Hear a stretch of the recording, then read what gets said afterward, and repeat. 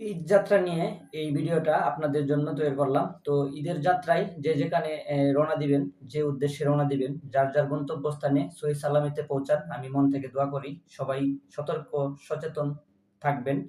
ঈদ যাত্রায় রাস্তায় চলার পথে কারো কাছ থেকে কিছু খাবেন না, অপরিচিত ব্যক্তির হাত থেকে কিছু নেবেন না, খাবেন না। অবশ্যই সচেতন থাকবেন সবাই। কারণ ঈদ যাত্রায় বছর শেষে একটা ঈদ আসছে। সেই ঈদের উদযাপনের জন্য ঘরে ফেরার চেষ্টায় আমরা প্রতিনিয়ত শহর থেকে গ্রামে যাওয়ার যে প্রচেষ্টা, তো সবার উদ্দেশ্যে বলতেছি, গ্রামে যাব সহি সালামিতে। যদি আমরা সচেতন থাকি, অন্যকেও সচেতন রাখি। যখনই রাস্তায় বের হব, বাসার থেকে বা ঢাকা থেকে বা যেকোনো শহর থেকে আমরা নিজের গ্রামের উদ্দেশ্যে রওনা দিব।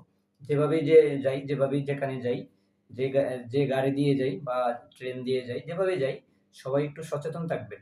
কারণ ঈদের যাত্রায় অনেক মানুষ মলম পার্টির কাছে হয়রানিমূলক শিকার হয়।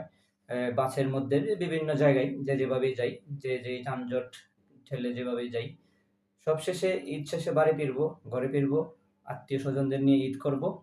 তো সেইখানে অবশ্যই একটু সচেতনমূলক থাকতে হবে। রাস্তাঘাটে চলার পথে অপরিচিত ব্যক্তির হাত থেকে অবশ্যই কিছু খাবেন না। সবাই একটু সচেতন থাকবেন। আর চলার পথে, গাড়িতে যে যেভাবেই যান, আপনাদের উদ্দেশ্যে সবসময় মন থেকে আমার পক্ষ থেকে দোয়া থাকবে। সবাই একটু সচেতনমূলক চলাফেরা করার চেষ্টা করবেন। তো ঈদ মুবারক সবাইকে। নিজ নিজ বাড়িতে, নিজ নিজ গন্তব্যে পৌঁছান সহি সালামিতে। আমি দোয়া করি মন থেকে, আমার জন্য সবাই দোয়া করবেন।